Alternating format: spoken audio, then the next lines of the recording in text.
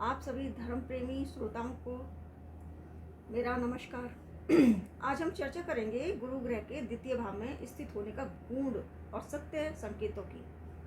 ऐसी बातें जो शास्त्रों में छुपी हुई हैं, परंतु आमतौर पर लोग नहीं जानते इस बारे में। गुरु यानी बृहस्पति देवताओं के आचार्य हैं। ये ग्रह केवल धन का नहीं है, बल्कि धर्म का, नीति का, ज्ञान का और सत्य का है। जब ये ग्रह जातक की कुंडली में दूसरे भाव में स्थित होता है, तो वहाँ जहाँ वाणी, परिवार और धन का प्रतिनिधित्व होता है, तब इसके जो प्रभाव होते हैं बड़े दूरगामी होते हैं।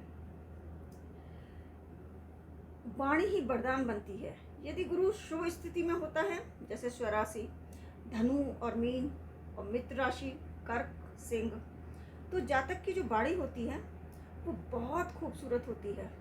वो एक तरह से अमृत की धारा की तरह बहती रहती है। वह बोले तो शांति फैल जाती है, वो समझाए तो विवाद मिट जाता है।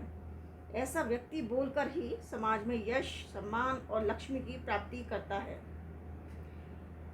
धन योग बोलकर ही बनता है इनके भाग्य का धन योग। गुरु यदि दूसरे भाव में है और शुभ हो, तो जातक को केवल कर्म से नहीं, उसकी वाणी और परामर्श से भी धन प्राप्त होता है।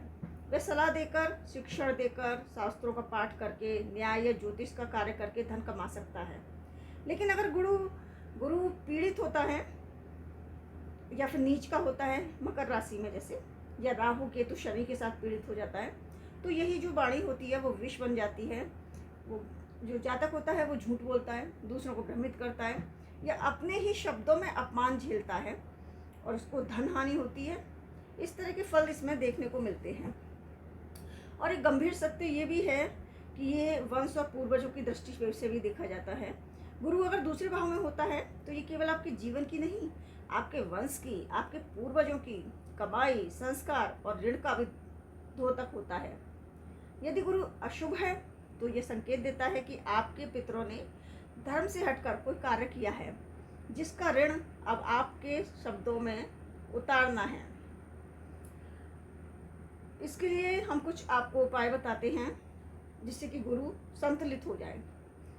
इसमें है कि गुरुवार को व्रत रखें, पीली वस्तुओं का दान करें, चने की दाल है, केसर है, पीले वस्त्र हैं, इन सब चीज़ों का आप दान करते रहिए। अपने जो वचन हैं वो सच्चाई पर रहें, और यही सबसे बड़ा उपाय है।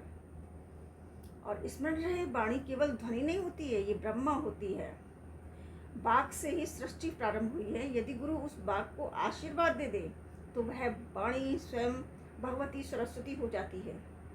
धन्यवाद। यदि आपको ये ज्ञान प्रिय लगा हो तो चैनल को शेयर करिए, सब्सक्राइब करिए, लाइक करिए, और अपनी पर्सनल रिपोर्ट पाने के लिए व्हाट्सएप नंबर पर कांटेक्ट करिए। धन्यवाद। राधे राधे।